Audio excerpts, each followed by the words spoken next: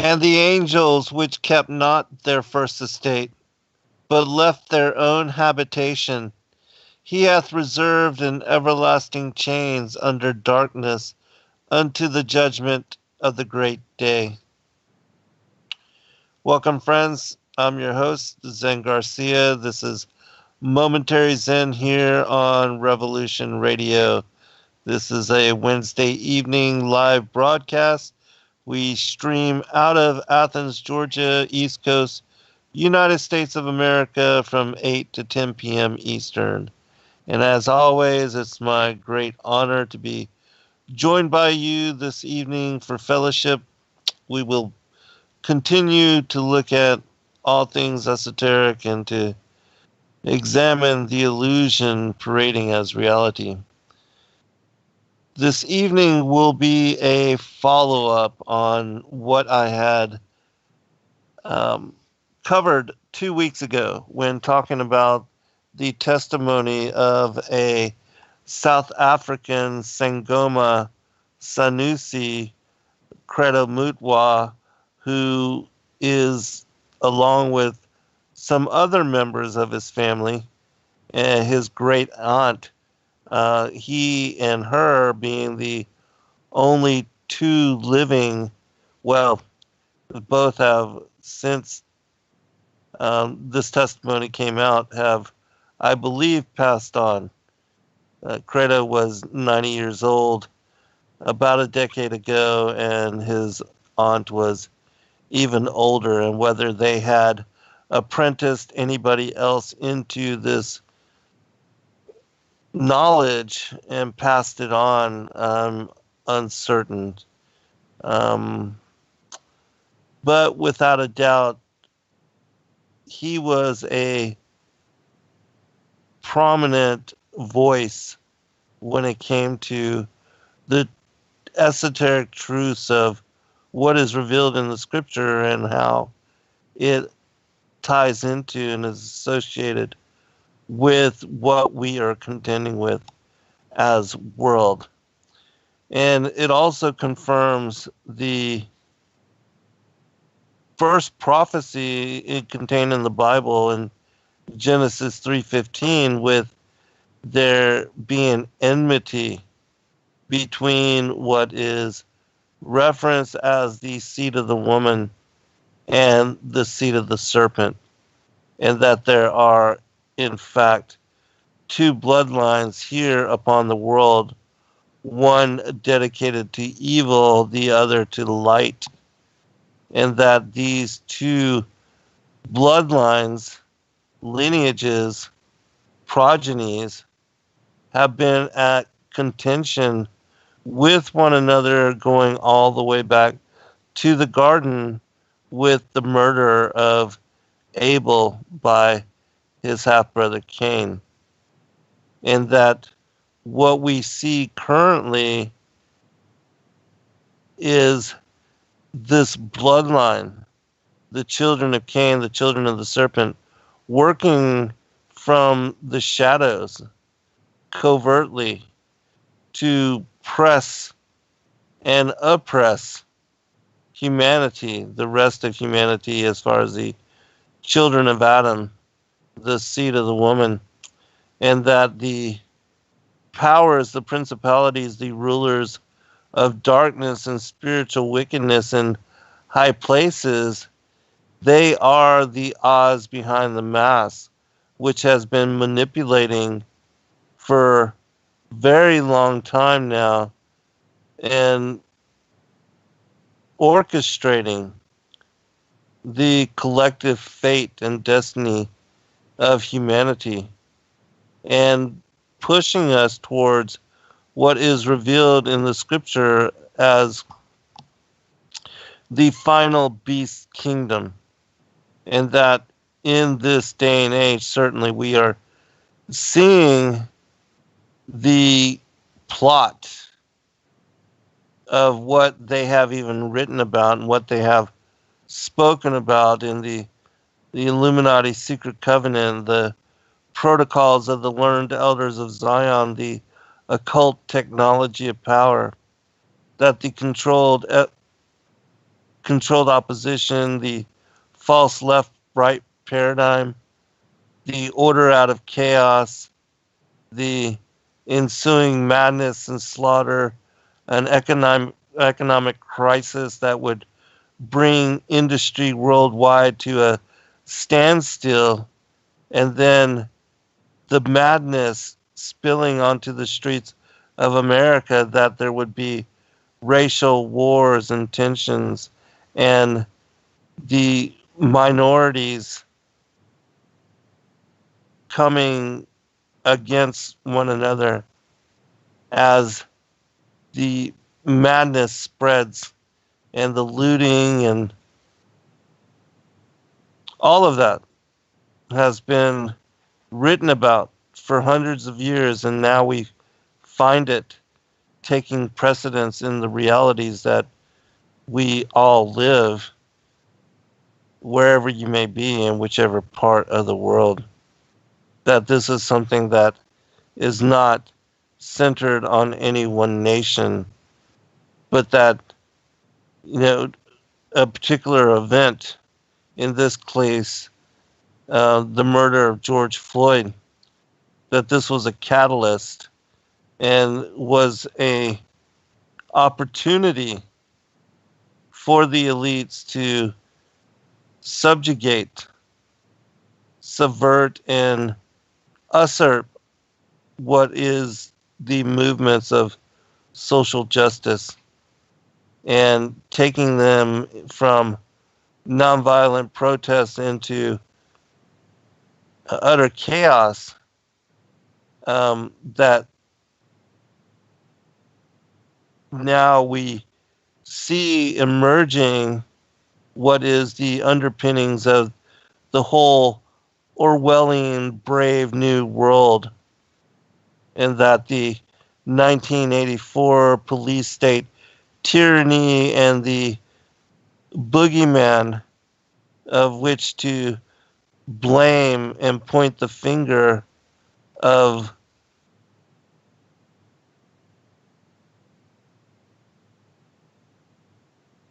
terrorists and identifying an enemy, that all these things are playing out in exactly the manner which the elite have wanted and struggled to create, and certainly they have succeeded in doing so.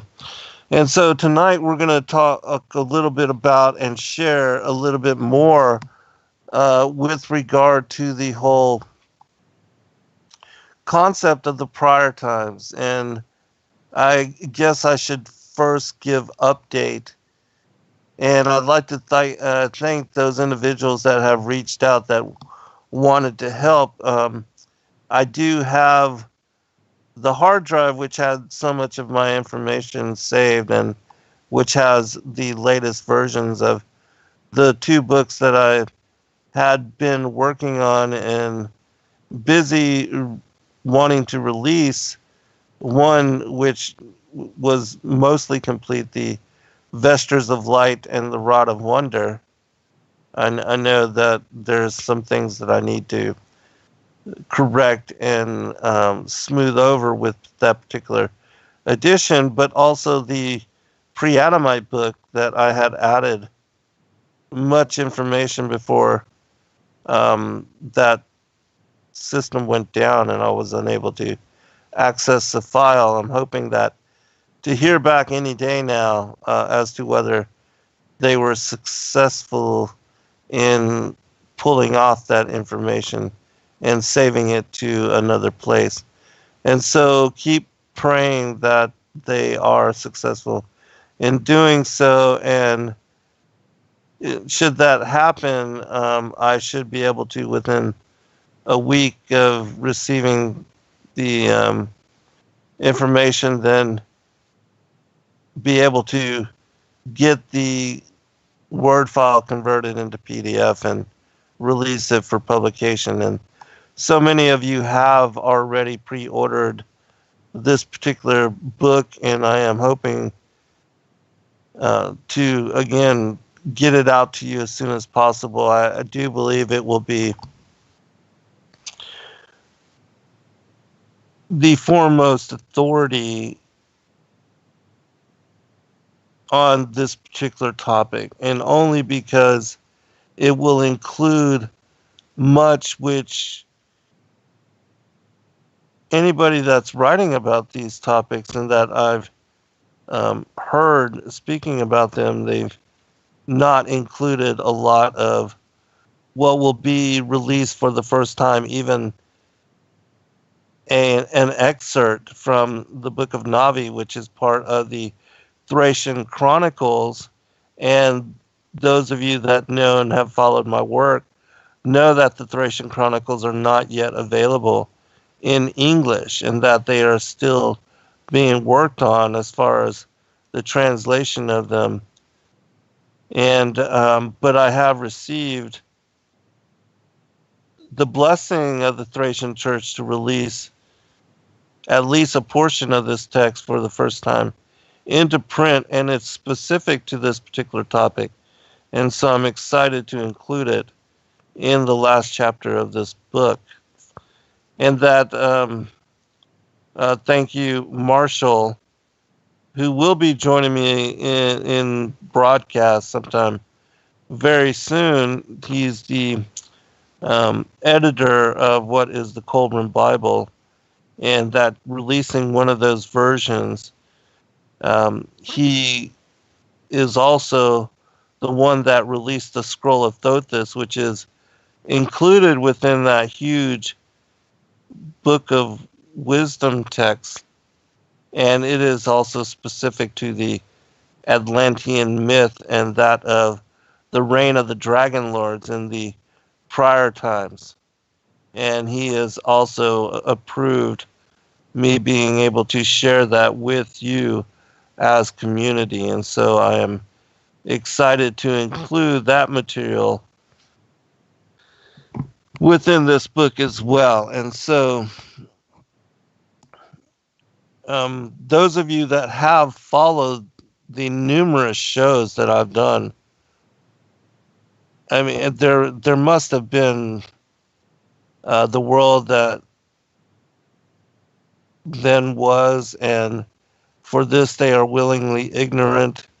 I know I did a 2 or 3 part on each of those topics, and then the prior times, and then the reign of the dragon lords, and now this material on the testimony of Credo Mutwa, that there's been a lot of information, and all of it specific to this particular book.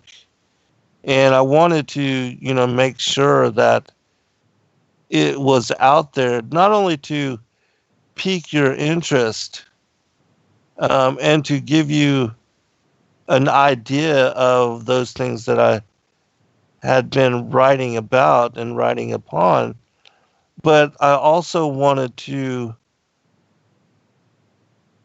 give you, the information by radio, because I know a lot of you don't like to read and aren't,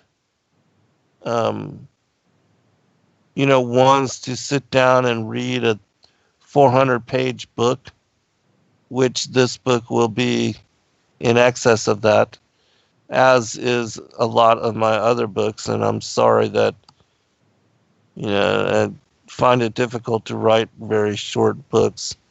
But I want to pack as much information into a single binding as I can, and to give it to you all in one publication, one format, without you having to buy multiple books or smaller series of manuscripts. I just put it all together in one and make it all available to you in that, one format. And so, but I know that some of you do appreciate and are not intimidated by larger manuscripts. I know others not so much. but it is what it is. At least these books that we do release through Sacred Word Publishing, they are of larger format as far as, being printed in 14-point font, which is larger, and so it makes the reading easier and also quicker. And it's, in my opinion, it's less tiresome and cumbersome to study in, when you're researching a topic and reading a manuscript and looking towards source, that to be able to find it in a larger font. Certainly my eyes and reading and putting together material over these now almost well, I published my first book when I was 22, and so I'm 49 now, and so getting close to almost 3 decades of writing. And so anyways, we're going to be going into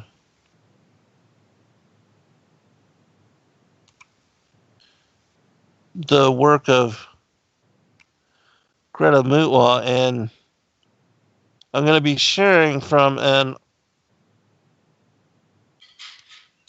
interview that he had conducted with another gentleman named Rick Martin, who writes for Nexus magazine. And the other one that I had shared from and read from in the previous broadcast is one that is more familiar, that people are more aware of the contents of that material, in that he had conducted that interview with David Icke, and Icke, having written numerous books as well, had released portions of his conversations in those books, and many were, more aware of what was said within the context of those discourses. However, this particular interview is one that is less known about, and one which people are less aware. And so and it was a very long interview, and so there's no way I'm going to be able to cover all of it. But I will, and I have gone through and highlighted certain aspects. And so it will be specific to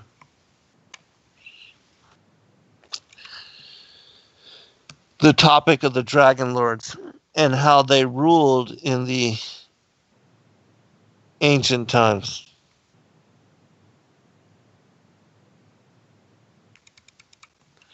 All right, so we'll start with this.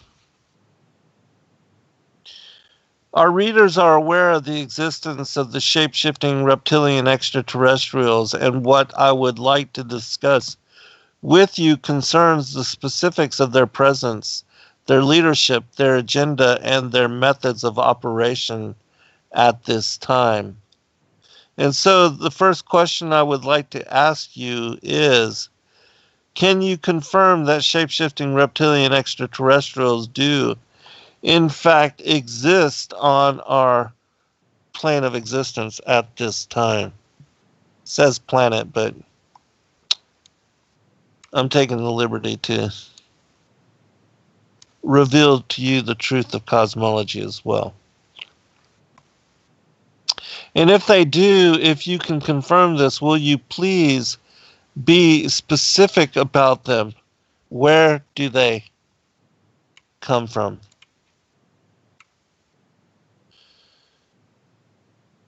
Credo Mutwa.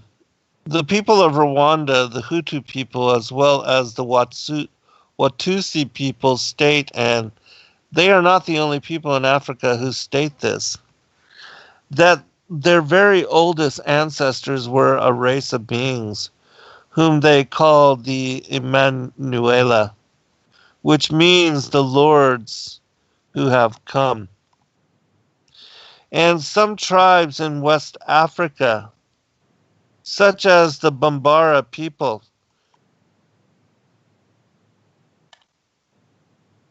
also say the same thing. They say that they came from the sky many, many generations ago, a race of highly advanced and fearsome creatures which look like men, and they call them the Ziswezi. The word Ziswezi means the Dival or the glidal, creatures that can glide down from the sky or glide through water.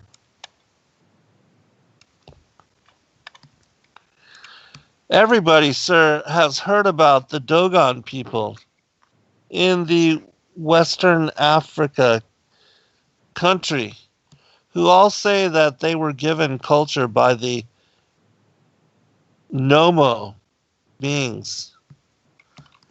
But they are not the Dogon people, are but one of many, many people in Africa who claim that their tribe or their king were first founded by the supernatural race of creatures that came from the sky. The Zulu people, who are famous as a warrior people, the people to whom King Ashaka Zulu of the last century belonged.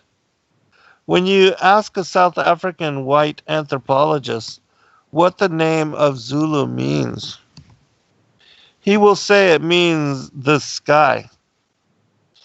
And therefore the Zulu call them the people themselves, the people of the sky.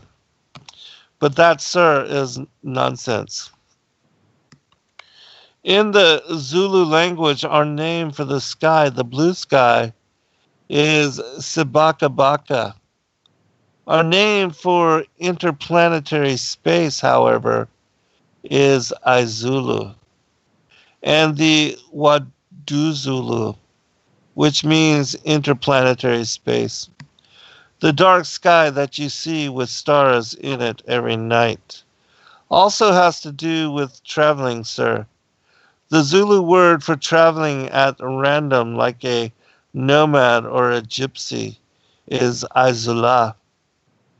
Now, you can see that the Zulu people in South Africa were aware of the fact that you can travel through space, not through the sky like a bird, but you can travel through space. And the Zulus claim that many, many thousands of years ago, there arrived out of the skies a race of people who were like lizards, people who could change shape at will, and people who married their daughters to a walking extraterrestrial and produced a power race of kings and tribal chiefs. There are hundreds of fairy tales, sir, in which a lizard female assumes the identity of a human princess and poses as her and gets married to a Zulu prince. Every schoolchild in South Africa knows about the story of a princess called Kombenkasini.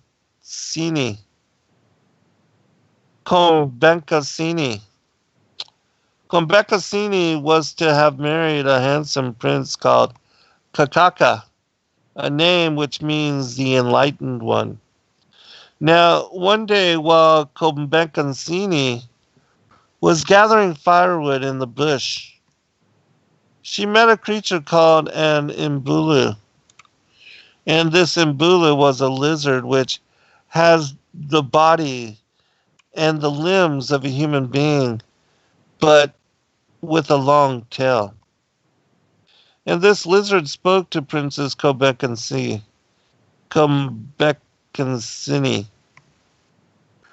Oh, how beautiful you are, girl. I wish I could be like you. I wish I could look like you. Can I come close to you? Said the Mbulu, the lizard woman, to the princess. And the princess said, yes, you can. And as the lizard, which was a taller one, came close to the girl, she spat into the girl's eyes, and she began to change. That is, the lizard woman suddenly changed into a human shape, and this lizard began to look more and more and more and more like the human girl, with the exception that she had a long, pointed tail. And then, with her sudden burst of violence, the lizard woman sealed the princess and removed all of her bangles and her beads and her wedding skirt off of her, and she put them on. Thus, the lizard woman became the princess. Now, there were two identical women in the bush, the shape-shifting lizard woman and the original woman. And the lizard woman said to the original woman, now you are my slave. Now you are going to accompany me to the marriage. I will be you and you will be my slave. Come now. She took a stick and started beating up the poor princess. And then she went, accompanied by the other girls, who were bridesmaids according to Zulu custom. And she arrived at Prince Kakaka's village. But before they reached the village, she had to do something about her tail. That is, the shape-shifting woman had somehow to hide her tail. So she forced the princess to weave a net out of fiber, and she tucked the tail in, and she tied it tight to herself. She now looked like a Zulu woman with an attractive and very big buttocks when seen from the outside. And then, when she arrived and she became the wife of the prince, a strange thing started happening in the village. All of the milk started disappearing because each night the shape-shifting princess, the false princess, used to release her tail, which used to suck in all of the sour milk through a hole at the tip of the tail. And the mother-in-law said, what is this? Why is the milk disappearing? Then she said, no, I see there is an ambula amongst us. The mother-in-law, who was a clever old lady, said, a hole must be dug in the front of the village, and it must be filled with milk. And this was done. And then all of the girls who had come with the false princess were told to jump over this hole. One after the other one they jumped, and when the shapeshifter was forced at spear point to jump as well, as she jumped, her long tail burst out of the net under her skirt and started slurping the milk through the hole. And the warriors killed the shapeshifter. And thus the real princess Combekansini became the wife of the king of the kings, Kakaka. Now, sir, this story has got many versions in it. Throughout South Africa, amongst many tribes, you'll find stories of these amazing creatures who are capable of changing from reptile to human being, and from reptile to any other animal of their choice. And these creatures, sir, do really exist. No matter where you go throughout southern, eastern, western, and central Africa, you'll find that the description of these creatures is all the same. Even amongst tribes which never, throughout their long history, had contact with each other at all. And so, there are such creatures. Where they come from, I will never claim to know. But they are associated with certain stars in the sky. And one of these stars is a large group of stars which is part of the Milky Way, which our people call Ingyab, which means the great serpent. And there is a red star, a reddish star, near the tip of this huge rim of stars, which our people call Insona Nyamba. Now, this star called Insona Nyamba, I managed to find its English name. It is the star called Alpha Centauri in English. Now, this star, sir, is something that is worth investigating. Why is it that well over 500 tribes in parts of Africa, which I visited in the last 40 or 50 years or so, all of them describe similar creatures? It is said that these creatures feed on us, human beings, that they at one time challenged God Himself to war because they wanted full control of the universe. And God fought a terrible battle against them, and He defeated them, injured them, and forced them to hide in cities underground.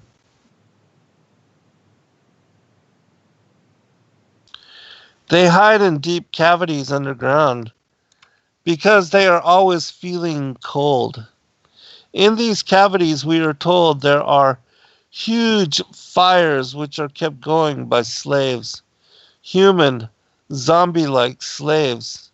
And it is further said that these Zuswazi, these Imbulu, or whatever you choose to call them, are not capable of eating solid food.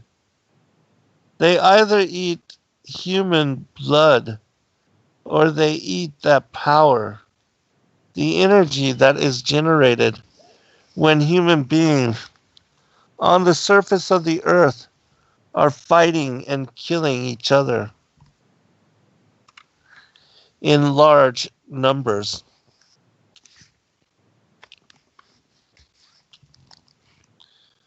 I met a people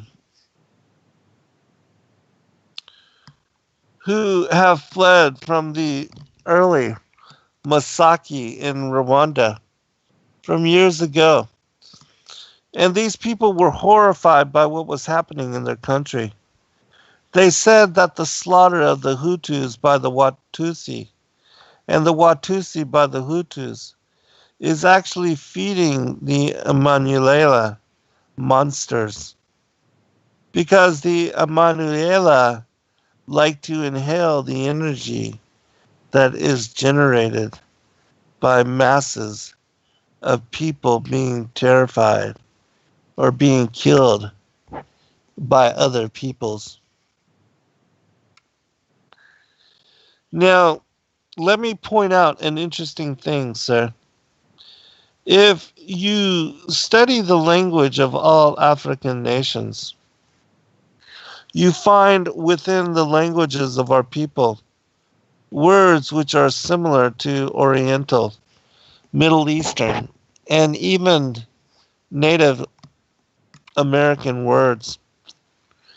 And the word Emmanuela means the Lord who came, a word that anyone can discover in Rwanda amongst the Rwandan Hutu and Watusi people.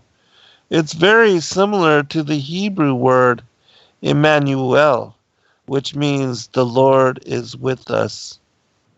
Emmanuela, the ones who came, the Lords who are here, is what it means. Our people believe, sir, that we, the people of this earth, are not masters of our own lives. Really, although we are made to think that we are, our people say that black people of all tribes, all of the initiated ones, all of the shamans everywhere, in Africa, when they get to trust you and share their deepest secrets with you, they say that with the Emanuela, there is Mbulu. And there is another name by which these creatures are known. This name is Chitauli. Now, the word Chitauli means the dictators, the ones who tell us the law. In other words, they who tell us secretly what we are to do. Now, it is said that these Chitauli did a number of things to us when they came to this planet.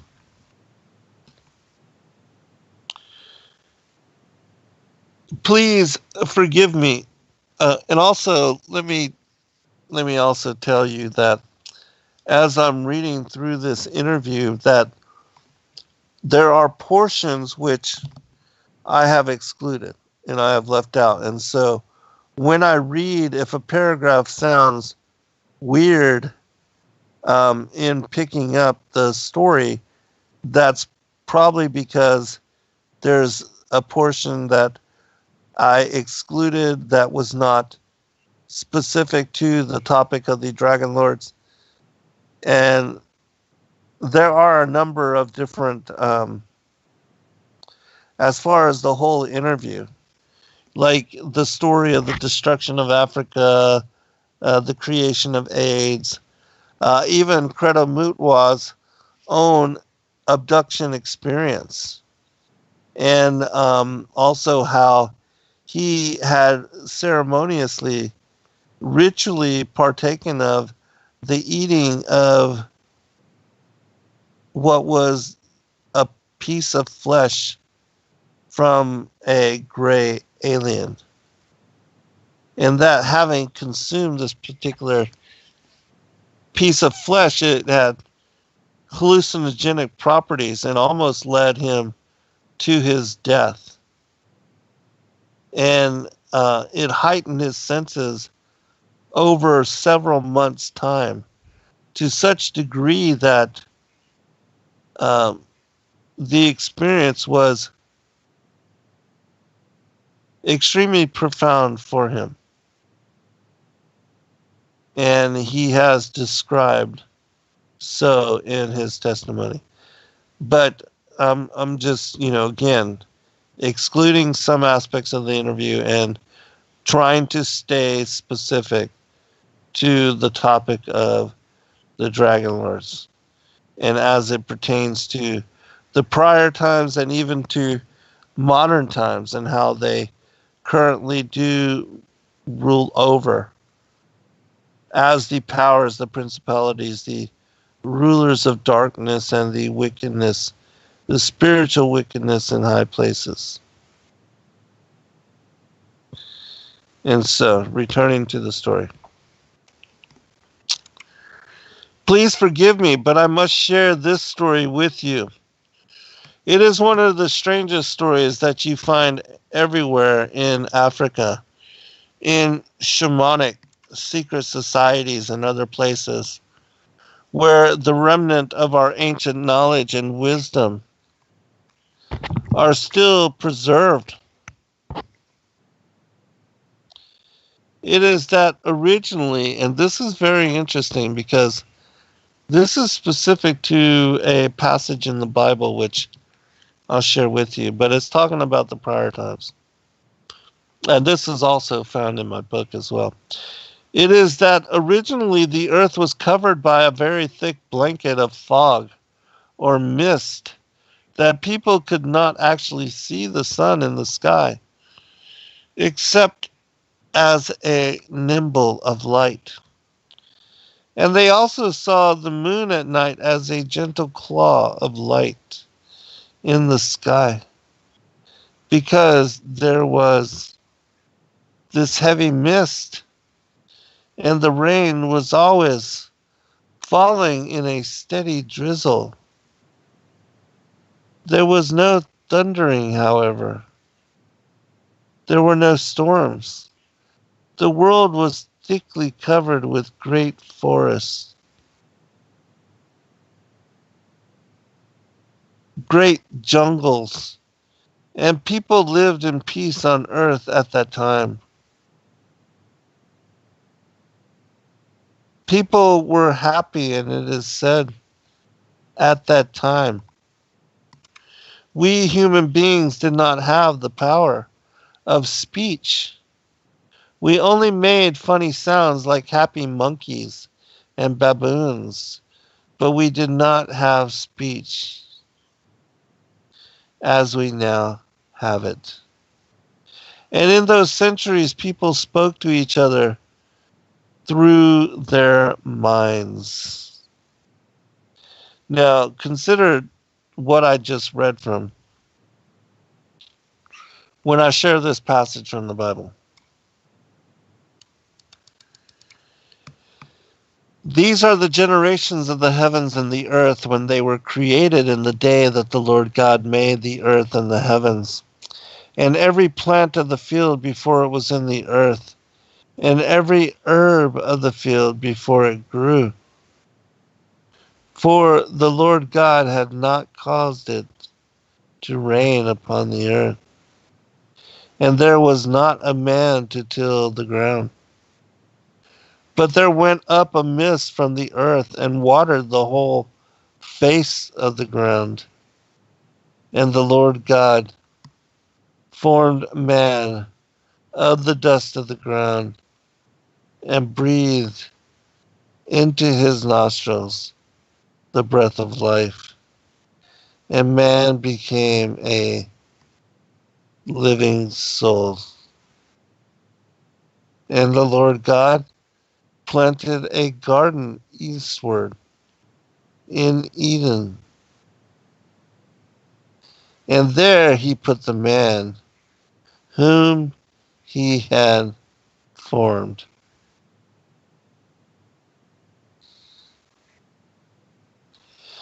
And so, this thing about the plant of the field, every herb of the field before it grew, the Lord God had not caused it to rain upon the earth, and there was not yet a man to till the ground. But there went up a mist from the earth and watered the whole face of the ground.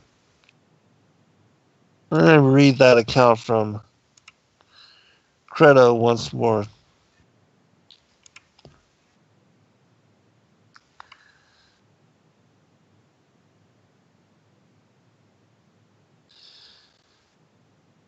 In shamanic secret societies and other places where the remnant of our ancient knowledge and wisdom are still preserved, it is that originally the earth was covered by a very thick blanket of fog or mist, that the people could not actually see the sun in the sky except as a nimble of light. And they also saw the moon at night as a gentle claw of light in the sky. And because there was this heavy mist, and the rain was always falling in a steady drizzle, there was no thunder, however. There were no storms. The world was thickly covered with great forests, great jungles, and people lived in peace on earth at that time. People were happy, and it is said, at that time we human beings did not have the power of speech. We only made funny sounds like happy monkeys and baboons, but We did not have speech as we now have it. And in those centuries, people spoke to each other through their minds.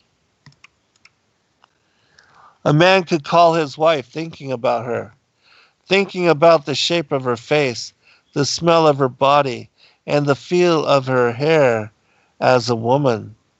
That a hunter would go out into the bush and call out for animals to come, and the animals would select one of their number, which was old and tired, and this animal would offer itself to the hunter so that he may kill it quickly and take it as meat to his cave. There was no violence against animals at that time. There was no violence against nature by human beings at that time. Man used to ask for food from nature. He used to come to a tree and think about fruit, and the tree would allow some of its fruit to fall to the ground, and man would take it. And then it is said, however, that when the Chitauli came to the earth, they arrived in terrible vessels, which flew through the air, vessels which were shaped like great bowls, and which made a terrible noise and a terrible fire in the sky. And then the Chitauli told human beings whom they gathered together by force with whips of lightning that they were great gods from the sky, and that from now on they would receive a number of great gifts from the God, from them as gods. These so-called gods, who were like human beings but very tall, with a long tail and with terrible burning eyes. Some of them had 2 eyes, yellow, bright eyes. Some had 3 eyes, the red round eye being in the center of their foreheads. These creatures then took away the great powers that human beings had, the power of speaking through the mind only, the power of moving objects with their mind only, the power of seeing into the future and into their past, the power to travel spiritually to different worlds. All of these great powers the Chitauli took away from human beings. And they gave human beings a new power, now, the power of speech. But human beings found to their horror that the power of speech divided the human beings instead of uniting them, because the Chitauli cunningly created different languages, and they caused a great quarrel between peoples. Also, the Chitauli did something which has never been done before. They gave human beings people to rule over them. And they said, these are your kings. These are your chiefs. They have our blood in them. They are our children. And you must listen to these people because they will speak on our behalf. If you don't, we are going to punish you very terribly. Before the coming of the Chitauli, before the coming of the Imbulu creatures, human beings were spiritually as one. So you can see how disruptive and tragic was the fall of the angels and their imposition upon humanity, and that their effort was to enslave the Pre-Adamites, that lived here upon the world.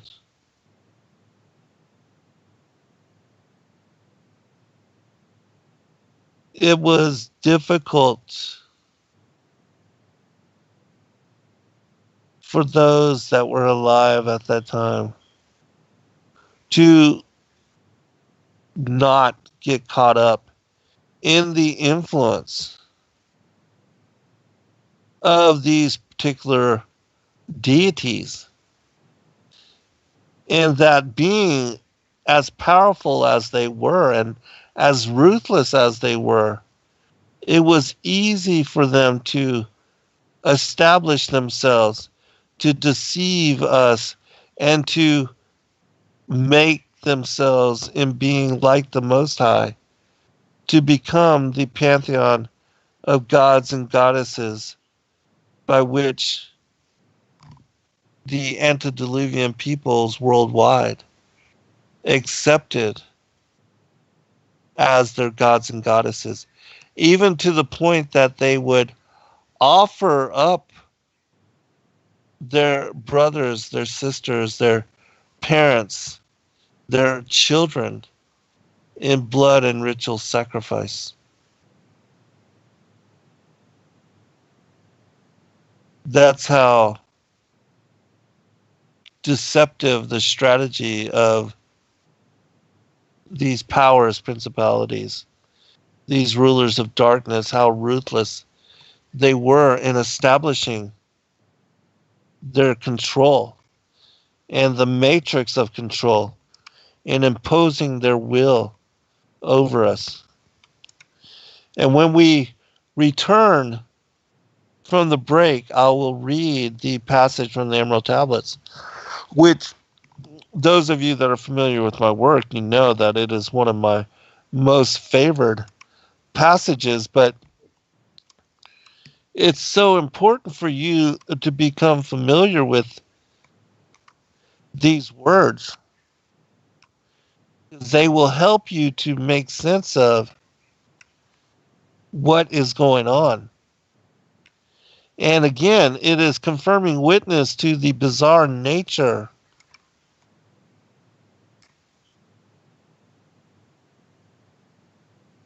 of what we are dealing with even in this day and age. Because we see the beast system, the beast kingdom coming to power. And soon, without a doubt, we will have the coming reign of the Antichrist.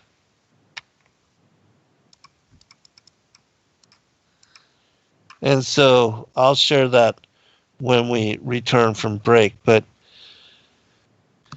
again, this is ancient tradition. I mean, even the Bible, that Genesis passage speaks about, it's a flashback to what I believe is the prior times, the ancient, what is called Zeptepe, the first times, when the demigods ruled here upon the earth. And so, in my mind, the Bible here is, confirming the testimony of Credo and the wisdom that he was passed down by his people and by these shamans that also received this ancient wisdom, this ancient knowledge before him. All right, we'll be right back, everybody, for second hour.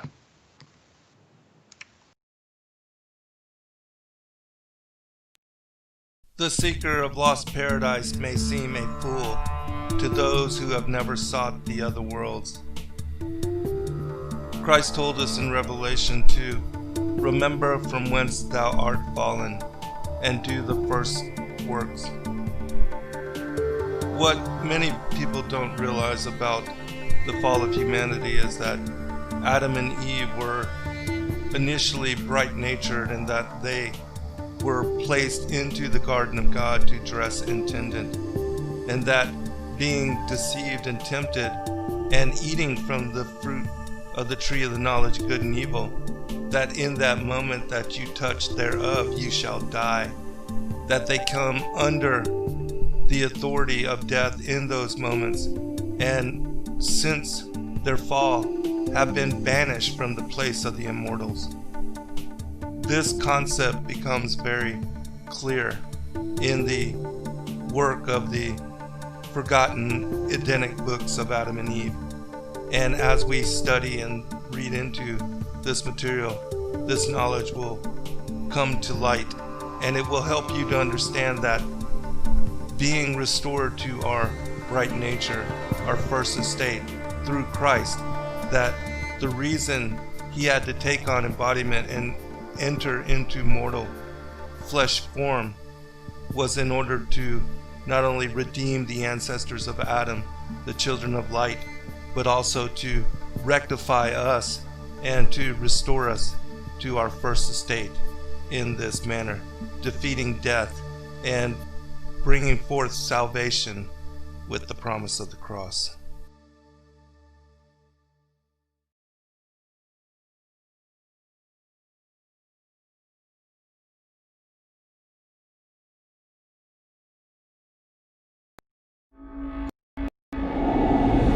Many truth seekers are constantly studying alone. But there is a place where we can come together. The Digital Readers Club is our online ecclesia meant for those who've forsaken churchianity but still want the closeness of a family to study with. Join us every Saturday at 7 p.m. Eastern Time to put together the puzzle pieces of truth scattered throughout the ancient scriptures.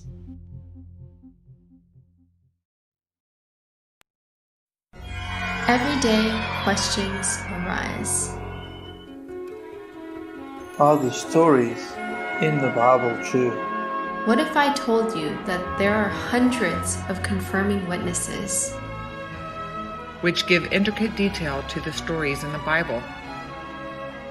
Have you ever found yourself deep in the rabbit hole with questions that no one seemed to have the answers to? Join us every other Friday at 9 p.m. Eastern Time for our Ask Me Anything series with author and researcher Zen Garcia, as he sheds light on the mysteries which have us all searching together.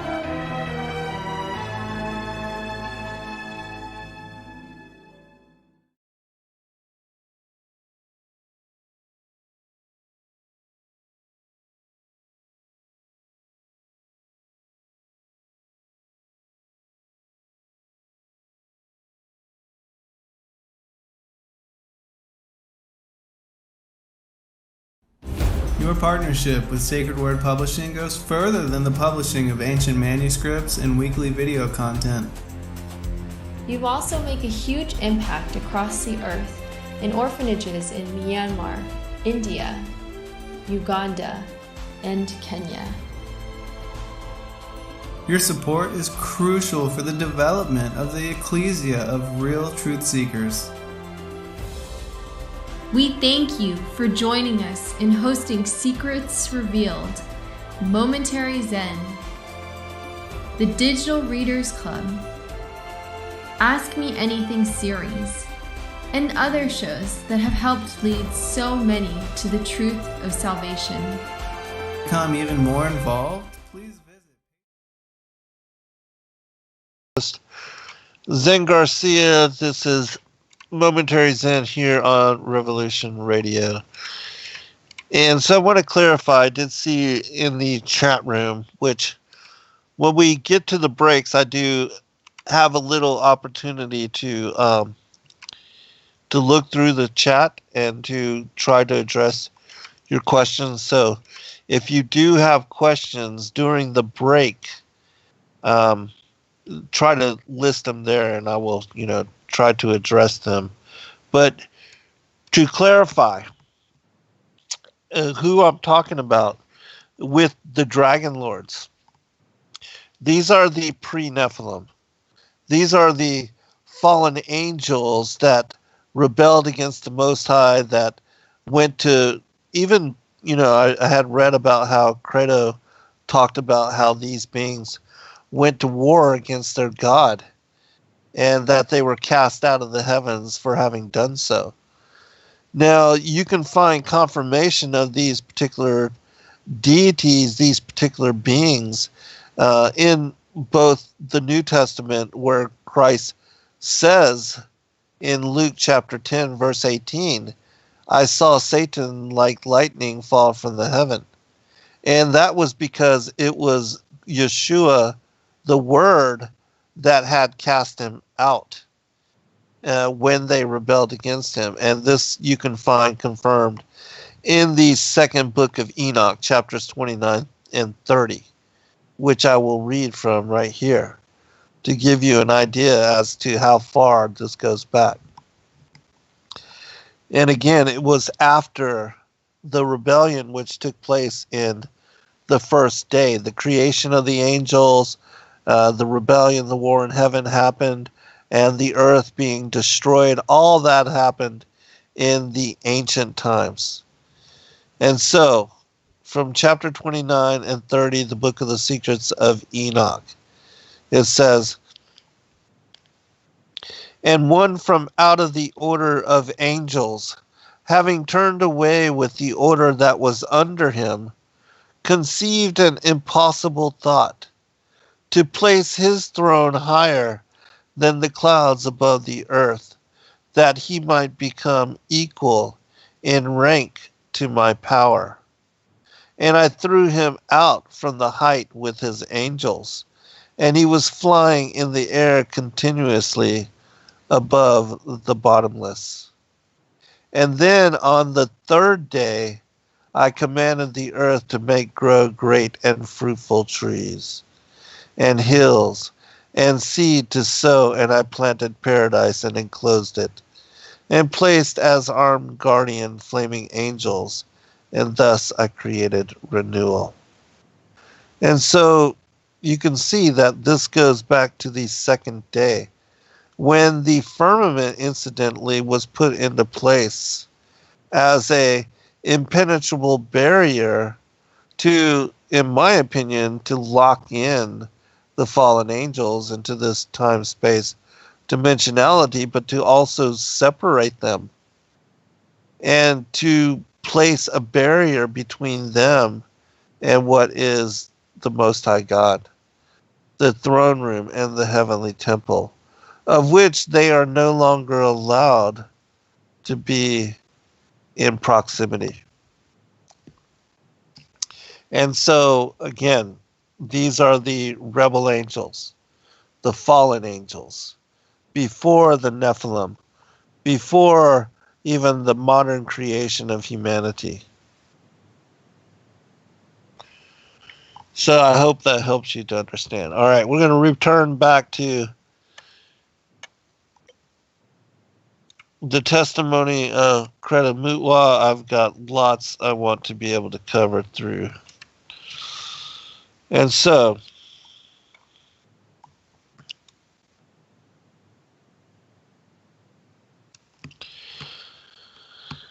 but when the Chitta Uli came, human beings became divided both spiritually as well as by language. And then human beings were given strange new feelings by the Chitta Uli. Human beings started to feel unsafe, and so they started making villages with very strong fences of wood around them. Human beings started becoming country makers. In other words, they started creating tribes and tribal lands which had borders which they defended against any possible enemy. Human beings became ambitious and greedy, and they wanted to acquire wealth in the form of cattle and seashells. And another thing that Chitta Uli forced human beings to do, they forced human beings to mine into the earth. The Chitta Uli activated human women and made them to discover minerals and metals of certain types. Women discovered copper, women discovered gold, and women discovered silver. And eventually they were guided by the Chitta Uli to alloy these metals and to create new metals which had never existed in nature before. Metals such as brass and bronze and others. And let me just add here that we know, according to the book of Enoch, that even before the fall of the Watchers, that this had been done, and that weapons and the construction, the mining, and the creation of weapons of war, that this was taught to humankind. And so nothing new under the sun. All of that had happened during the time of the Watchers had taken place previously with the rebel angels, the fallen angels, and pre-Adamic humanity.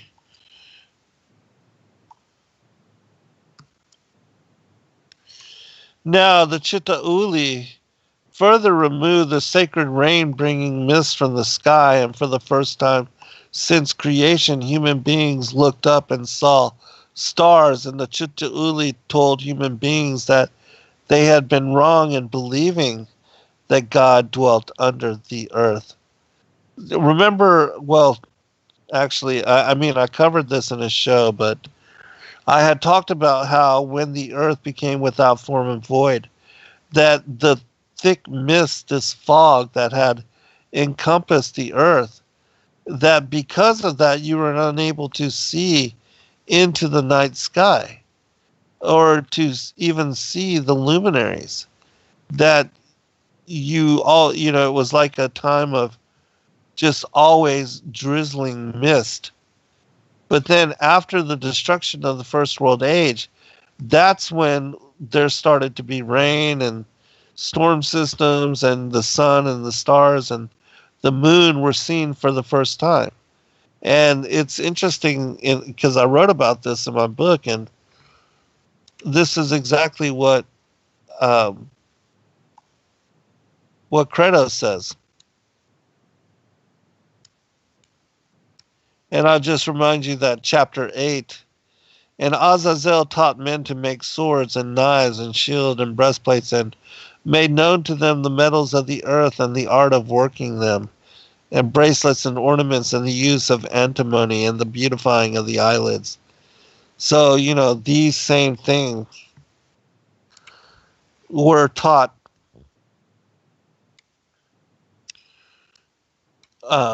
by the rebel angels to what is the Pre-Adamites. All right.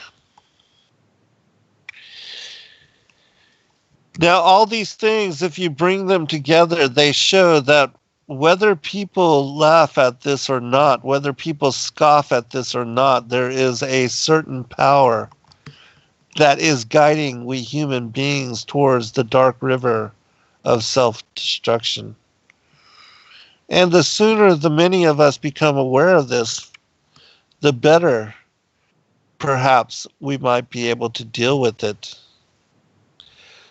Martin, do you believe that these beings are around the world equally, or are they primarily focused in Africa? Credo, sir, I believe that these creatures are everywhere on earth, and with respect, sir, although I hate talking about myself so much, I am a person who has traveled to many parts of the world. I have been to your country, the United States, sir. I have been to Australia, I've been to Japan, amongst other countries. And no matter where I have gone, sir, I have found people telling me about creatures like this. For example, in 1997, I visited Australia. I traveled a lot to try and find the black people of Australia, the Aborigine. And when I did find them, they told me a number of things that astonished me very, very much. The same things that I'd found in Japan, I found in Taiwan. Everywhere there are still shaman and traditional healers. You find these amazing stories. Now let me tell you, sir, what I found in Australia alone.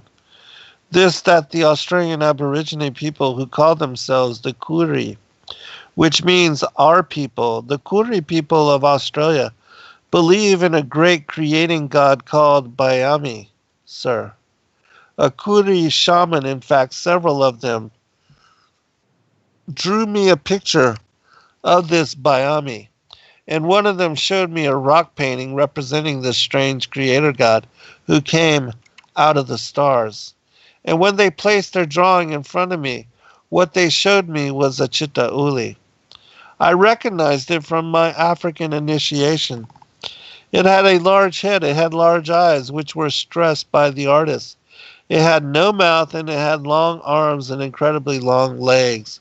Sir, this was a typical depiction of a Chitta Uli, which I knew from my own people in Africa. I asked myself, why? Here I am in a country many thousands of miles away from Africa, and here am I seeing a being known as the Bayami, or the Bimi, who is a creature with which I am the African am familiar. Amongst the Native American people, sir, I found, for example, amongst certain tribes in America, tribes such as the Hopi people and those people who stay in those buildings called a pueblo, I found that these people, they've got what are called kachina creatures, where people wear masks and disguise themselves as certain creatures. And some of these kachinas are very, very tall with a huge round head, exactly as we have in Africa.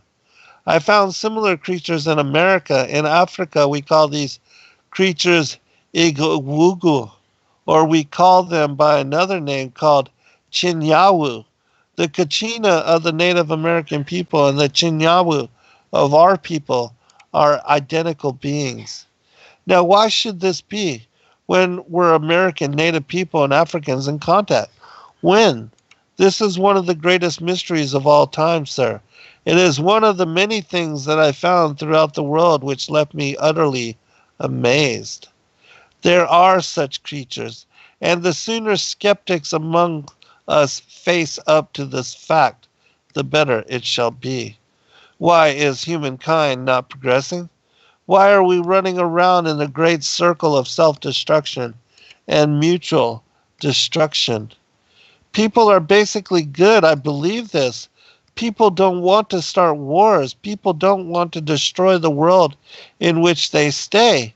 But there are creatures, or there is power that is driving we human beings towards self-annihilation.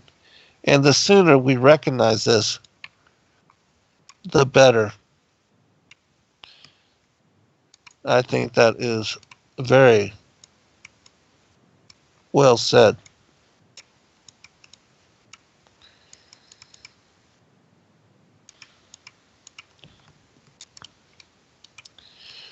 All right, I'm skipping down.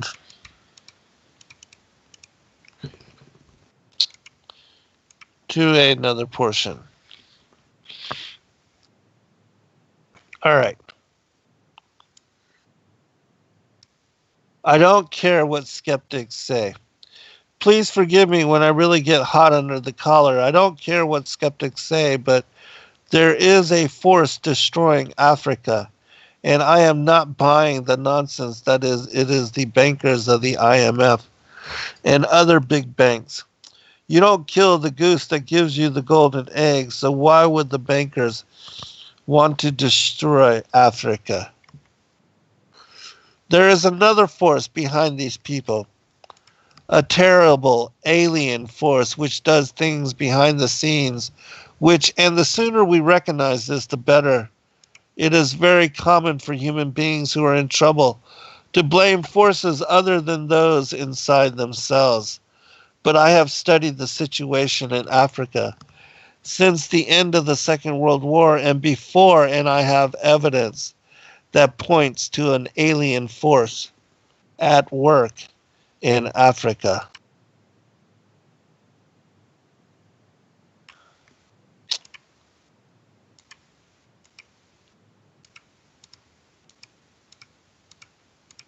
All right, I'm skipping down again a little bit. Man is struggling to become a more advanced, more caring being. And the aliens are not going to take this lying down. They are going to cause us to kill each other again. And I am worried about what is going to happen.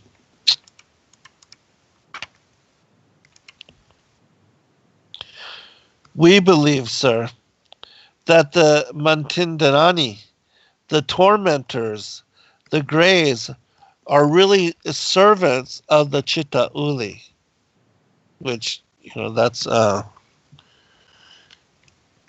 Greys seem to be automatons. And it is the reptilian, the dragon lords, which are utilizing them. I would also invite people to check out the Farsight, the remote viewing people on the construction of the pyramids, that they also speak of this praying mantis type alien extraterrestrial reptilian race that ruled over and imposed and was trying to enslave the pre-Adamite races, and that caused them to create those structures, which it's interesting that this is also revealed in the Emerald Tablets of Thoth, which, I had promised to read that one passage, and so let me do that really quickly. From the Emerald Tablets of Thoth.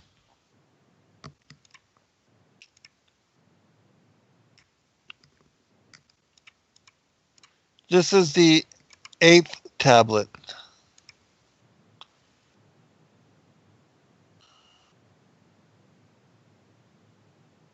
Let me find the perfect. Oh, I pulled up the wrong one. Hold on.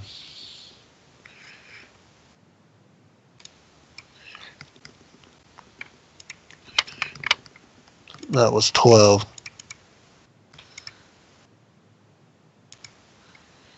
Okay. Now, again, consider what I've been saying and what Credo has been talking about, what I've been reading from, and then consider this passage from the Emerald Tablets. I mean, this absolutely nails it. Speak I of ancient Atlantis, speak of the days of the kingdom of shadows, speak of the coming of the children of shadows. Out of the great deep were they called by the wisdom of earthmen, called for the purpose of gaining great power. Far in the past, before Atlantis existed, men there were who delved into darkness using dark magic, calling up beings from the great deep below us. Forth came they into this cycle. Formless were they of another vibration and existing unseen by the children of earth men. Only through blood could they have formed being. Only through man could they live in the world. In ages past, when they were conquered by masters and driven below to the place whence they came, but some there were who remained hidden in the spaces and plains unknown to men. Lived they in Atlantis as shadows, but at times they appeared among men, when the blood was offered, for they came they to dwell among men. In the form of man they amongst us, but only to sight were they as our men. Serpent-headed when the glamour was lifted, but appearing to man as men among men, crept they into the councils and taking forms that were likened to men, slaying by their arts the chiefs of the kingdoms, and taking their form they rule over man. Only by magic could they be discovered. Only by sound could their faces be seen. Sought they from the kingdom of shadows to destroy man and to rule in his place. But know ye, the masters were mighty in magic, able to lift the veil from the face of the serpent, able to send him back to his place. Came they to man and taught him the secret, the word that only a man can pronounce. Swift then they lifted the veil from the serpent and cast him forth from the place among men.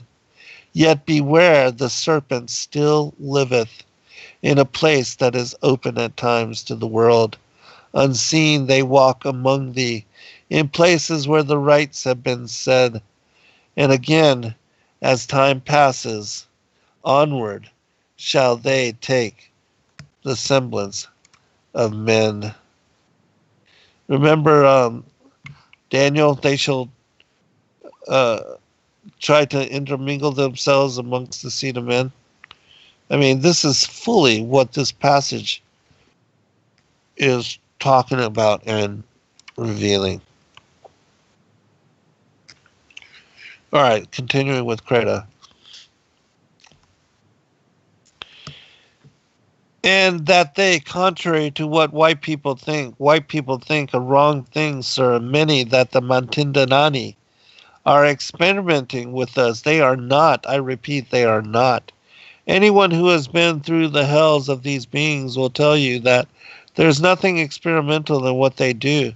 There's a cold-blooded resolve, and they are not doing what they do to us for themselves. They are doing what they do to us for a greater creature than they are. Which, again, he's talking about the graves.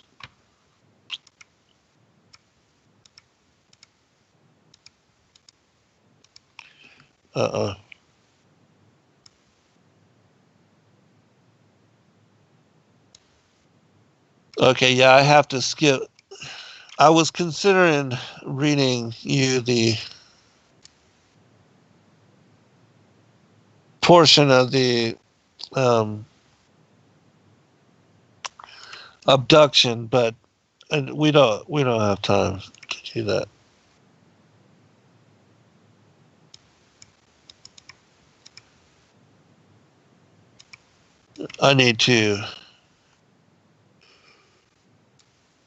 I want to ensure that I get to the last portion. And so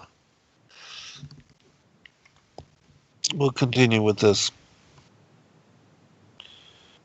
Because, sir, when I get caught by the Mantindani, you become so traumatized, your life becomes so changed. You become so embarrassed and ashamed of yourself. You develop a self-hatred which you cannot understand. And there are subtle changes in your life which make no sense to you. You develop a strange love for humankind. You want to shake everybody by the shoulders and say, hey, wake up, people. We are not alone. I know we are not alone. And you develop a feeling that your life is no longer your own. And furthermore, you become compelled with a strange edge to move from place to place, to travel. You become worried about the future. You become worried about people. And another thing, sir, you develop knowledge which doesn't belong to you. You develop an understanding of space, an understanding of time and creation which makes no sense to you as a human being. It is a state after your terrible torture, after substances have been removed from you. Some kind of exchange takes place where you suddenly know things that the Mentindani, which those are the reptilian rulers, would know. The tormentors is what it means, which ordinary human beings do not know. But, sir, I know that the sharing of God often happens even when, for example, one time in 1966 in South Africa, I was arrested and rather savagely interrogated by the security police. It was that time when every black intellectual, no matter who he or she was, had a visit from these really nasty guys who put you to torture, sometimes who used to put electrical devices on you and ask you questions and so on. Sometimes when these human beings were torturing you, you often used to sense what they were thinking. Sometimes when you're being tortured by human beings, not by the Mantindanani, only there is a transference of thought. For example, when a particularly nasty secret policeman was coming to beat you, you knew what he was thinking even before he burst into the room in which you were held. You knew that he was coming, and you knew exactly what he was thinking and what he intended to do to you. So this is why I say the strange things that flood my mind. And what flooded my mind on that day were visions from the mind of the Mantindanani. Since that time, I am a man of only very limited education. I found it hard to speak, let alone to write English. I take a long time to say things which people of better English would say in a few words, but my hands are capable of making things which nobody ever taught me. I can make engines, rocket engines that actually work. I make guns of any type I wish, and all people who know me will tell you this. And Mr. David Icke, sir, might show you pictures of what I've done around my new home. I've even made large robots out of scrap iron, and some of these robots are going to work. I don't know where I acquired this knowledge from. And since that terrible day, the visions I have seen since I was a child, and the ordinary impressions which I have as a shaman have grown much, much more intense. I don't know why, and I want to know the reason why, but I can tell you, sir, that these creatures, which people wrongly call aliens, are not aliens at all. Over many years of looking into this thing, trying to understand it, I can tell you this, that the Mantandanani and the other kinds of alien beings that our people know about are sexually compatible with human beings. The Mantandanani are capable of impregnating African women. And I have come across many cases of this during the last 30 years or so. For example, according to our culture, abortion is regarded as worse than murder. And if a tribal woman from a rural area in South Africa is found to be pregnant by some unknown person and then her pregnancy disappears, that, sir, relative to that woman accuses her of having committed abortion, and yet she denies this, of course. And because of the fight that results between her and her relatives, the husband's relatives, then she challenges these people who are accusing her to take her to a Sangoma, that is, a person like myself. The Sangoma will sometimes examine the woman, and if the Sangoma finds that the woman had been pregnant and had somehow had her fetus removed, a thing which, when it is done by the Mantandanai, results in specific injuries to the woman which anyone who experiences can recognize, then the Sangoma knows that the woman is telling the truth. Also, the smell which clings to people who have been through the hands of the Mantandanani, that meticulous man which is unforgettable, always clings to all the women who have been impregnated by the Mantandanani, no matter how much perfume or powder they try to use.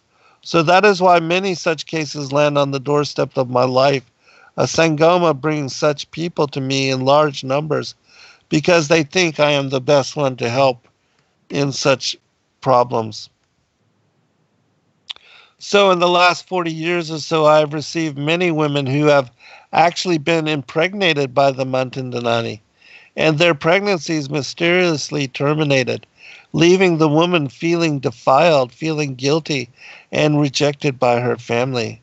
It becomes my duty to convince the family of the woman's innocence, to try and heal the terrible spiritual and mental, as well as physical trauma that the woman has undergone, and to otherwise help her and her members of the family, and to forget what happened.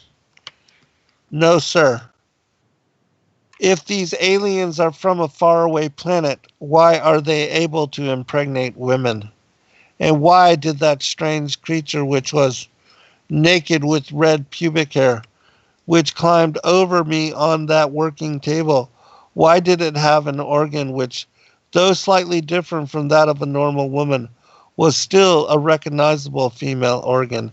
He's talking about the abduction that he went through and how this alien creature had sexual relations with him to extract his seed.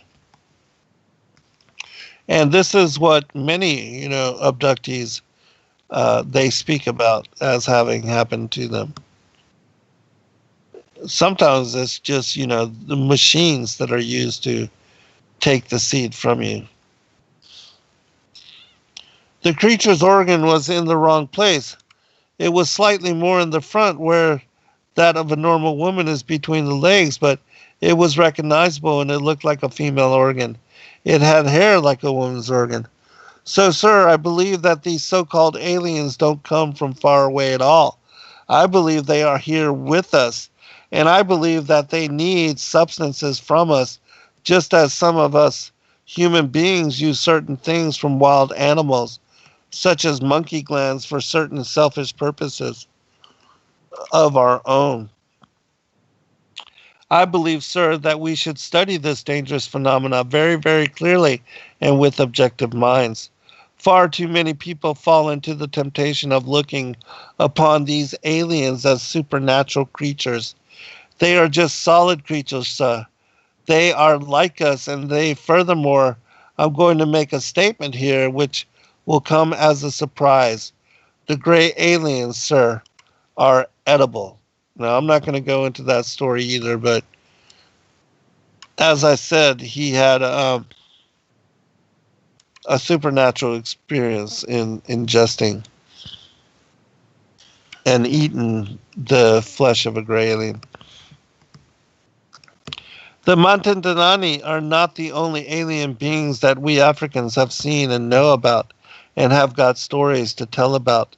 Many, many centuries ago, before the first white man came to Africa, we African people encountered a race of alien beings which looked exactly like the European white men who were going to invade Africa in our future. These alien creatures are tall. Some of them are rather well built, like athletes, and they have slightly slanting blue eyes and high cheekbones. And they have got golden hair, and they look exactly like the Europeans of today. With one exception, their fingers are beautifully made, long and like those of musicians and artists. Now, these creatures come to Africa out of the sky in craft which look like the boomerang of the Australian people. And now, when one of these craft comes down to land, it creates a whirlwind of dust, which makes a very large sound indeed, like that of a tornado. In the language of some African tribes, a whirlwind is Zungar Uzungo. Now, our people gave several names to these white-skinned aliens. They called them the Wazungu, a word which loosely means God, but literally means people of the dust devil or of the whirlwind.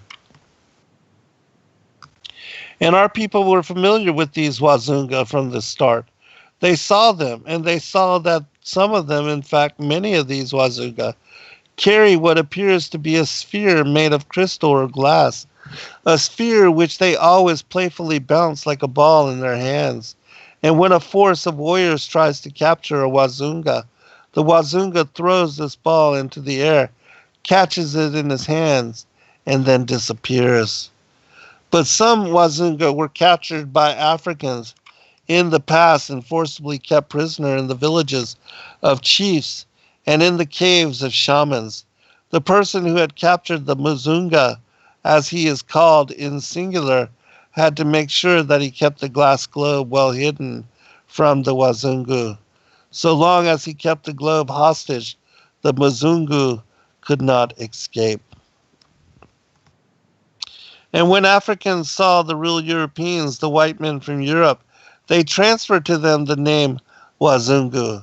Because we met the people from Europe, we Africans, we had met white-skinned Wazungu, and we transferred the name Wazungu to the real Europeans from these aliens. Now, in the Zulu language, we call a white man Umlungu. Now, the word Umlungu means exactly the same as Wazungu, a god or a creature which creates a big whirlwind underground. In Zaire, called now the Democratic Republic of the Congo, white people are called Watende or Walende. This again means a god or a white creature. And the word Watende not only is used to refer to the pink-skinned alien, but is also used to refer to the field Chitauli. In Zaire, which shamans talk fearfully about the lords who control the earth, they refer to them not as the Chitauli, but they refer to them euphemistically as the Watende wa Muindo. That is, the white creature which carries a light, because at night the Chitauli's forehead eyes glow like red lights in the dense bush. They glow like the rear lights of an automobile in the dense bush. So Watenda wa Muindu, the white creature of the light, that is what the Chitauli are called in the Democratic Republic of the Congo. There are said to be over 24 other alien creatures, sir, that we Africans know about, but I will tell you briefly now about only 2. Now, this is interesting, what I'm about to read. I'm going to have to read fast because I need to get to the last portion before the end. But this is about the Bigfoot type creature, which is called the primitive worker in the Sumerian text. Sir, in the country called Zimbabwe, where I had my encounter in 1959, there is also another creature. This is the most amazing creature. And I saw it once, and so did several other people, so some black and some white, who were with me. This creature is a huge creature and shaped exactly like a gorilla, but it is unlike a gorilla, which often walks on its feet as well as on its knuckle. The creatures I'm talking about, sir, stand 8 to 9 feet high and is built exactly like a gorilla, but its body is very powerful. Its shoulders are very wide, its neck is very thick. It is covered with thick, rough fur like no other wild animal in Africa. It is a humanoid creature with thighs and legs and feet, as well as arms and hands which look exactly like those of a human being, only covered with a heavy mat of dark brown fur. This creature, sir, is also known as Ogo by the people of Zimbabwe, and schools of people have seen this creature hundreds over the many generations. Some of these creatures have been seen right here in South Africa, in isolated bushy and mountainous places, and these ogre are detail for detail exactly like what the Native American people of the northwestern United States call a Sasquatch or a Bigfoot. In fact, I say it is the same creature, and we have it right here in southern Africa. It is also exactly the same creature, but with a totally different skin color, as the one is seen by the people of Nepal on the slopes of the Himalayan mountains, the creature that is called a Yeti. Now then, the last creature, sir, a creature which is so well known in South Africa and elsewhere in Africa, that if you mention its name, people smile. It is called a tokolashi. Every African knows what a tokolashi is. Some call it tikoloshi.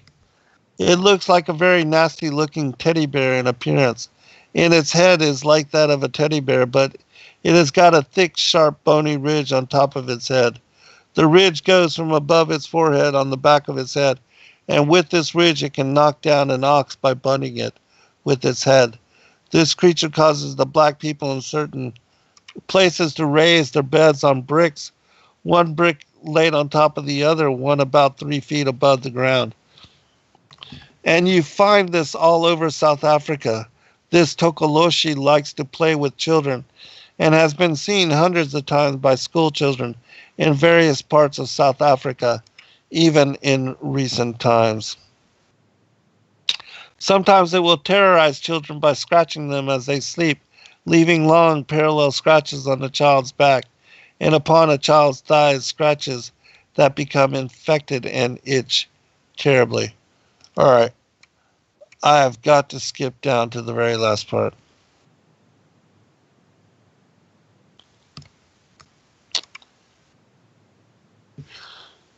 Nobody can tell me that aliens don't exist. Let somebody tell me what is the meaning of this hole in my side. Let somebody tell me why it is that after I had been mated to that strange creature in that strange place, my organ of manhood swelled horribly, and for many years after that, I couldn't make love to an ordinary woman properly. Why, if that was a figment of my imagination, how can a figment of one's imagination leave you with scars and cracks on your male organs, some of which have not healed to this date. Let such people answer me that question. We must investigate, sir, because there is every sign that the alien creatures sharing this planet with us are getting desperate. Why?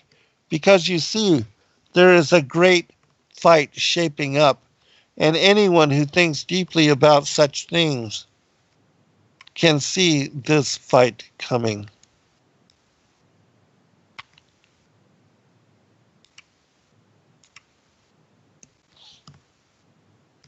It tells you that after many thousands of years of being dominated by alien creatures, human beings are starting to fight back.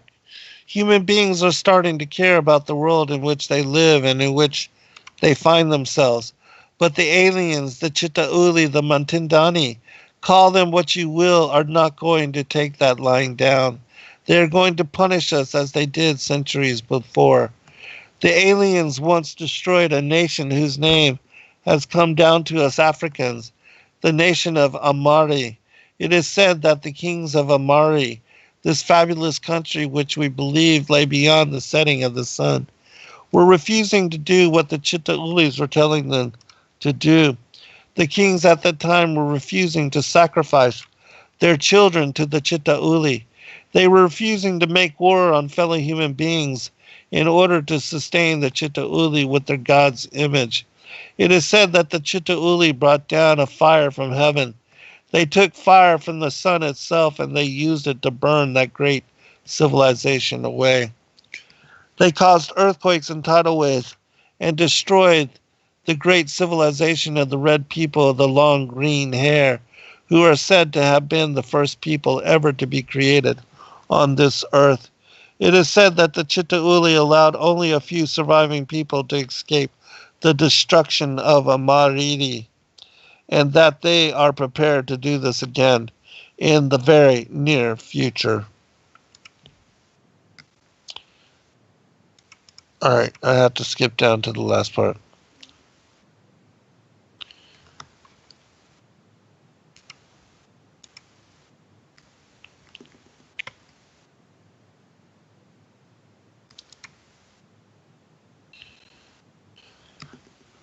Oh, goodness. There's so much more I wanted to share, but I don't have time. Okay, I'm going to the very last portion. There's a whole portion about the deep underground bases. But I don't have time. Sorry. You'll just have to get the book. I have all this included in there.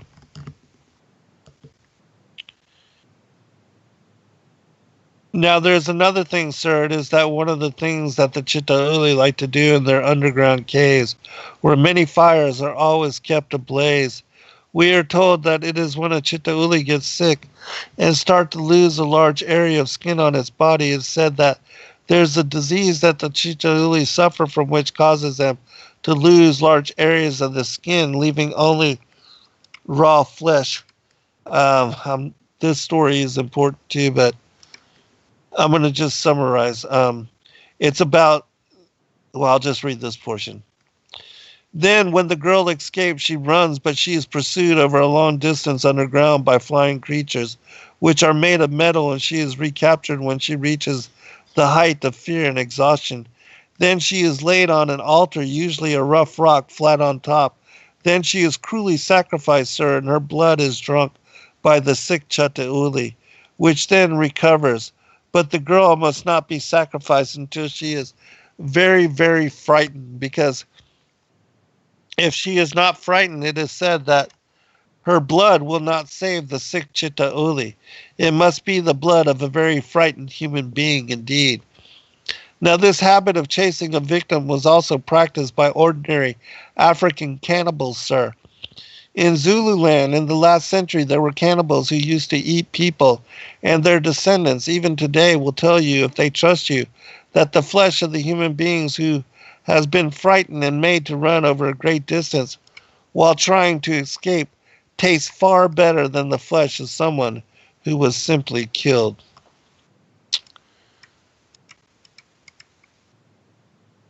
Oh, goodness. There's a portion of the story that talks about all the missing children and the deep underground bases, these creatures that actually have horns, but I don't have time. It even tells you about the different types of Chitta Uli, the ones that are called the royal dragons that have horns and those that don't. There's a talk about an underground city. Let me read this passage before getting to the last part. Because we are told that after the great war that they fought with God, they became cold in their blood, and they cannot stand freezing weather, which is why they require human blood. And also they require fire always to be kept working where they are. And this is, again, talking about the deep underground bases. But I need to get to the last part, as this part will summarize it all with hope. All right, we're at the last portion. Well, it is said, and I believe this to be true, that there is for lack of a better way of putting it, there is a war between light and dark, good and evil on this planet. Yes, sir. Yes, there is. Martin. And there certainly is a God in his universe, a God of light and justice. Credo Mutwa. Yes, sir. Martin. How do you view the intervention of God through his hosts, through his representatives? In all things there must be a balance, and that includes on planet Earth, as above, so below. How do you see, for many readers, they can read about this all, and if it sounds very frightening and very almost hopeless, and yet there certainly is hope. So I would like to end this interview on a message of hope. Credo Mutwa. Yes, please, sir, there is hope. Look, first of all, there is a God above us, and this God is more real than most of us believe. God is not a figment of someone's imagination. God is not something dreamt up by old men and old women in prehistoric times. God exists, sir, but standing between us and God are creatures who claim to be gods. And these creatures we must get rid of in order to get closer to God. Sir, I have lived a long and very strange life, and I can tell you that there is a God, and he is intervening. However, we see God's intervening as slow. But wait, who would have thought that less than 30 years ago, not one person cared about the environment? Who put this sudden godliness within all of us? Today, sir, people everywhere in the world are standing and fighting for the rights of women and for the rights of children. Who has put these ideas into our minds? Not the Chitta Uli, not any demonic entity. It is God acting in the shadow and making us strong and able to resist these ugly creatures. You see, sir, God seems to work slowly in our eyes because God lives in a time sphere totally different from our own. God is there, God is working, and it is God, sir, who for the first time in our existence is making us aware of these things, making us aware that on this world we are not alone, and that we must not be solely responsible for our actions. And we must neutralize these alien beings who for years have led us around in circles. Human beings have never known any real progress, sir, because there have been forces that have been stopping us from reaching our rightful position in the universe. And I mean the Chitta Uli. I mean the Mantindanani. I mean the Midzuyumu. We must stop regarding these creatures as superhuman creatures. They are just parasites who need us more than we need them. And only a fool will ever deny the fact that we are not the only intelligent species of beings that this planet has produced.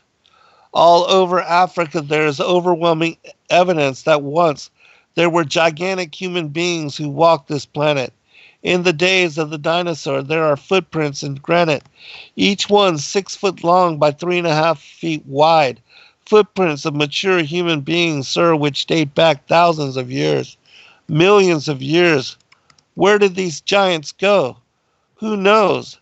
The dinosaurs may have produced an intelligent race, a race which deceives us into thinking that it comes from the stars, when it in fact is part of this planet on which we live. There is hope. It is very bright. A Christ child is being born in all of us, but like all deaths, the death of the light child, the death of the old self prior to transfiguration into Christness is going to be attended by great danger, as the enemy is going to be driven into desperation. The enemy will make mistakes and we will conquer him in God's sacred name. That is what I believe, sir, and that is what I'm going to hold on believing until my last breath. And so, we're going to end it there. I just wanted to leave on a message of hope, and I think that the way that Credo Mutwa ended this interview, that it was a perfect thing. Let me read one more last paragraph since we have a few more minutes. He also says, we will overcome. We will overcome, but skeptics must stop laughing, and fools must stop calling these aliens God. There is only one God, and he or she or it is the one who created us, and not some imposter who came from somewhere else to hide behind us and to drink our children's blood. And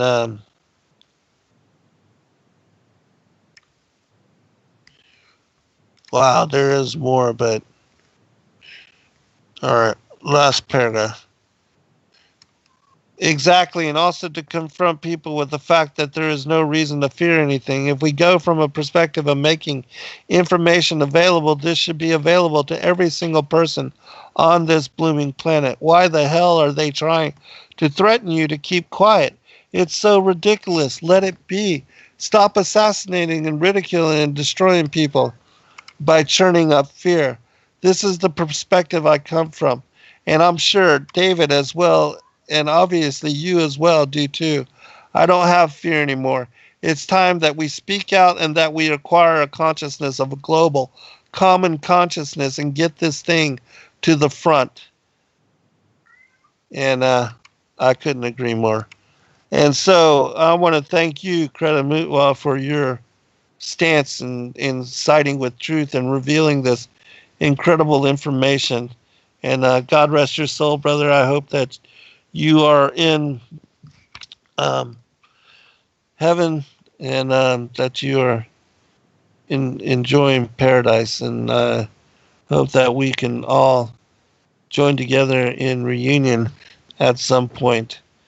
And I hope that all of you have enjoyed this story and this particular information. I do believe it to be very powerful, and without a doubt, it is a confirming witness to, again, the enmity between the seed of the woman and the seed of the serpent, as it even now plays out, and that this war will continue to rage on until the harvest that comes with the second advent of Christ. And then the gig is up. God bless all. I'll be on with Rob tonight, midnight to 2 a.m. So please do join us. We'll be going into Genesis chapter 7 in our Genesis Revisited series. Be blessed all. Good night.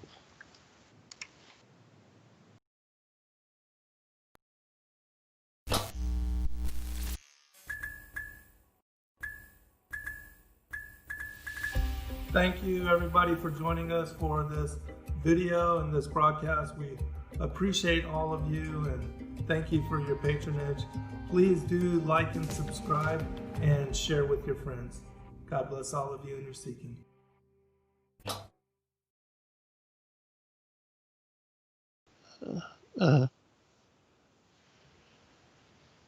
We did have one question from Marie that said, what is the name of the book, please, Zen? I am reading from the Pre-Adamite book, and so this information is found, the interviews that I've read from and have related in transcript and a couple of different shows. That is part of this particular Pre-Adamite book. And so all that is found with what will be the new release. Excellent. Thank you. Well, on behalf of everyone in the chat, thank you for an awesome show. And we'll see you all later. Shalom. Good night, all. Be blessed.